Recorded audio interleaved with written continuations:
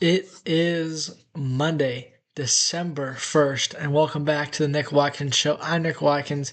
It's a new month. Holiday season is upon us, um, or at least at work, it's been that way since November 1st.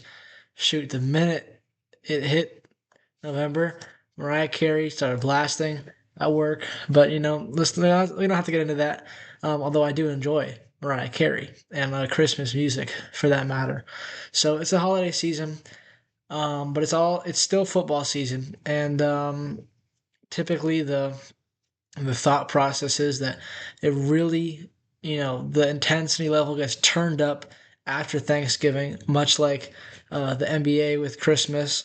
And this seems to be the case. I mean, there was a big upset yesterday, and we'll go through every single game, and then finally the Niner game, and then we'll talk about what else happened yesterday because there was a lot. Okay, a lot happened yesterday on different continents, so we'll talk about that. So let's get into it. Starting with the Jaguars and the Titans, pretty simple expected result 25-3 Jaguars.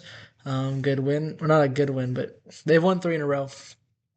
And they are first. They are now first in the AFC South. When did that happen? Yeah, I guess they're first in the division. The Colts lost on Sunday, yesterday, to the Texans. I guess we'll jump to that one. So Texans beat the Colts 20-16. The Texans have won four in a row. They have won. Let's see here.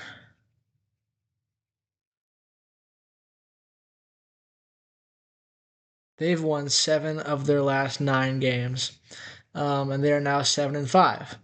So, wow, good recovery from them. And they are they in a playoff spot? They are currently a game back of the Bills, who they have the tiebreaker over. So yeah, the Colts with a tremendous start to the year. Everyone was considering them to be the favorite for the Super Bowl. Now they are in the wild card. They are the sixth seed because the Jaguars won and the Texans beat the Colts. Sauce Gardner left that game with a calf injury, so we'll keep an eye on that. Um, Going from the AFC South to the NFC South, the Buccaneers beat the Cardinals 20-17. And then the Falcons lost to the Jets 27-24 in a game-winning field goal from Nick Folk. The Dolphins beat the Saints 21-17. And then the last morning game was the big upset that I was talking about. The Carolina Panthers beat the LA Rams 31-28. Matthew Stafford threw two interceptions in this game, which is as many as he'd thrown in the previous 12 games that he played. Um, so yeah, big upset from Carolina. And they recovered well after losing to us on Monday. They go up against a arguably better NFC West opponent, and they put up 31 points. And so it was a 3rd and 10. The Rams in field goal range, down by three. A extra point or a field goal would have tied the game, and Matthew Stafford fumbled the football and was recovered by the Panthers. Puka Nacua had a crazy catch in this game, but both quarterbacks were good, although Stafford did turn it over three times.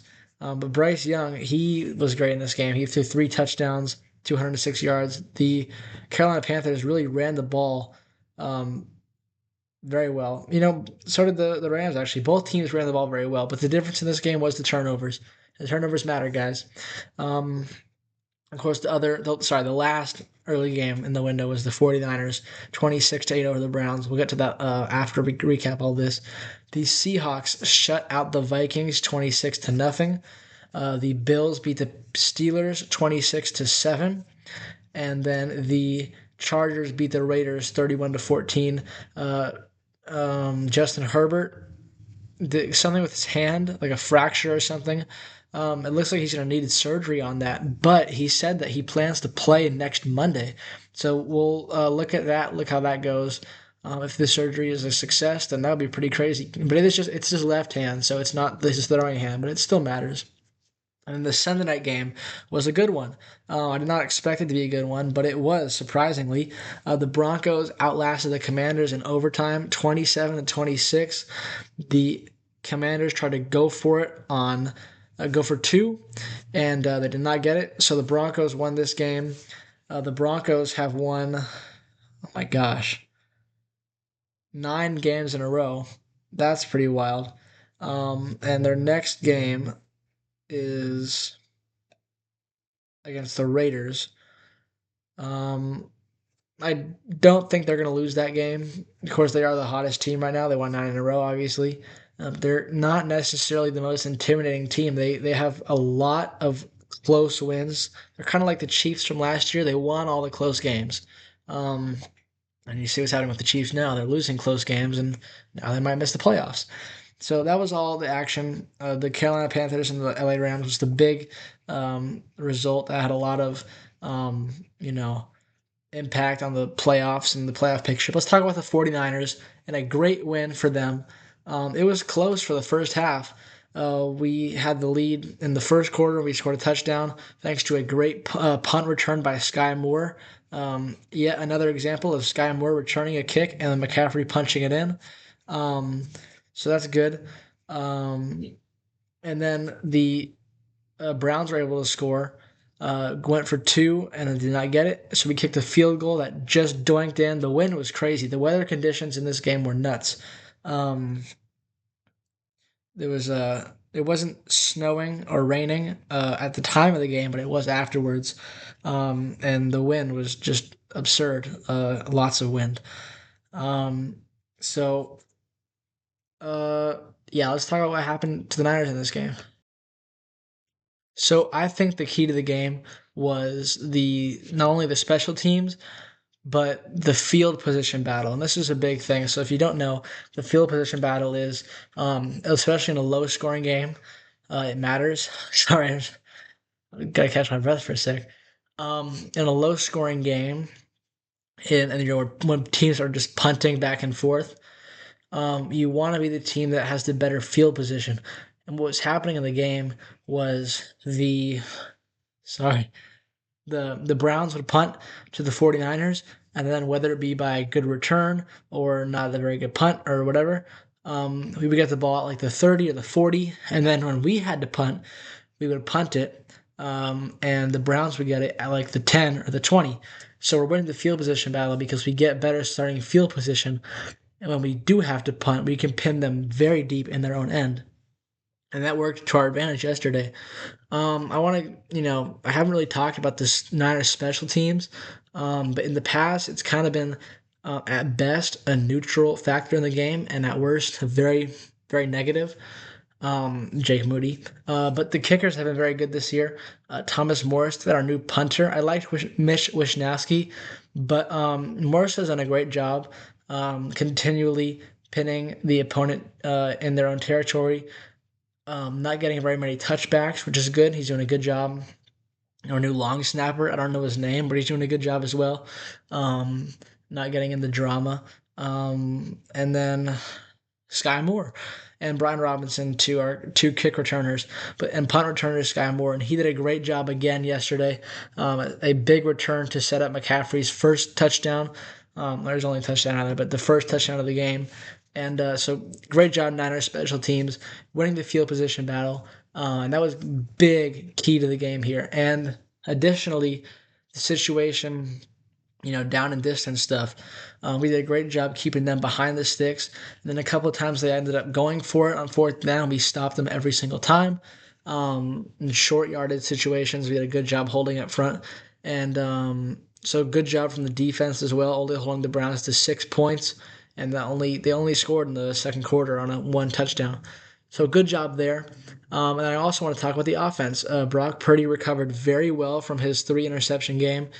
He was still aggressive, pushing down the field, but he also took what the defense gave him, and that defense is a very, very good unit. And they got to Purdy one time, but he was elusive. He was able to avoid the sack. He scored a rushing touchdown and then hit a clean celebration afterwards. If you haven't seen that clip, look it up. I didn't know he could move like that, to be honest. He really hit that. But yeah, it was a great, efficient, clean game. No turnovers for us. Well, they turned it over on downs. And they had a muff punt as well. So that's another special teams example, field position example. But yeah, so Brock scored a rushing touchdown. Jawan caught one. McCaffrey had one. And then some field goals sprinkled in as well. A good win for the 49ers. And I think even though we didn't run the ball necessarily that well, we still ran it enough. And the other thing is, like, you could point at the offense and say, well, they didn't really have the best game, which they didn't, but they put up points. They put up 28 of them, which is 22 more than the other team did. Actually, hold on. Let me make sure that's correct. It was 28, right? Yeah. Or sorry, 26 points. I'm sorry. 26 to 8. Okay, it's 26 to 8, not 28 to 6. Okay, but the Niners still put up points, 18 more than the other team. And although they didn't have the most yards passing or rushing, um, it was enough to get the job done against a very, very good defense in hard conditions to move the ball in. So you take it with a grain of salt. We were 3 for 5 in the red zone. That's a big deal. Last year, we could not score touchdowns in the red zone. This year, we're doing very well. And recently, we were very, successful in our conversion attempts and all that stuff. And then 11 for 17 on third down is another big stat. So that is good. Our next game is in 2 weeks because we have a much needed bye week coming up. Great that we can delay it as literally as long as possible or as far away as possible. And yeah, it was a good win for the Niners. There is football tonight. It's not necessarily a big game, but when you really kind of think about it, I mean, it is. This could be a great game. It's the Patriots hosting the Giants. The Giants coming off of almost taking down the Lions in Detroit. The Patriots are one of, if not the hottest teams in the NFL. They are 10-2. They have won 3, 4, 5, 6, 7, 8, 9. They have won the last 9. And a couple weeks ago, I said that when the Patriots were playing the Jets on Thursday night, that this was the Patriots' turn to go down. That obviously did not happen. I think it's happening tonight. The Giants are suddenly a good team. Well, not a good team, but they're suddenly a good offense, whether it be Jameis Winston or Jackson Dart. And it's going to be Jackson Dart today. I think that um, I think the Giants are winning tonight. That's my prediction. Or if they're not, it's at least going to be close. It's going to be a close game.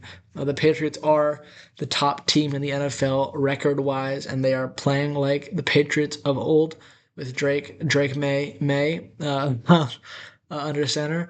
But I think the Giants are going to put up a fight tonight, and I think it's going to be a lot closer than people expect it to be, and I expect it to be on the first glance. Um, so yeah, that happened. That's enough. That's everything for football. Let's talk a little bit of baseball. Ryan Helsley, the closer, signs with the Orioles. Kind of a interesting signing. I didn't expect that. Um, but good for him. But I was hoping we could get him, or at least somebody like him on a prove it deal. So yeah, that happened. The Sharks host the Mammoth tonight. It's gonna be a good game. Hopefully, we can get another win here. Bounce back from the Vegas game and play well in this month as well. And then this episode's kind of going long. Monday Night Football's about to start. So I'll just say that for the Qatar Grand Prix and Formula One, Max Verstappen won from Piastri, from Sainz, from Norris. And Norris could have clinched the championship if he had won. He did not. He was in fourth, which now sets up an 8-point difference between him and Max Verstappen, and Piastri is like 15 points or so behind. It's a lot closer than it was coming into yesterday. So I'll have more thoughts on that because I want to talk about that. It's a great topic to talk about, and I have some thoughts on it going into the final week or final race of the year. Abu Dhabi, once again, will determine who wins the championship, and that is awesome when that happens. Whenever the whenever the championship gets taken to the last weekend and it's down to the wire, literally down to the wire, down to the last race of the year, it is super exciting and a treat to watch. So we'll talk about that more later in the week. And we'll watch some football tonight, maybe some hockey as well. Sharks playing, and I'll see you tomorrow.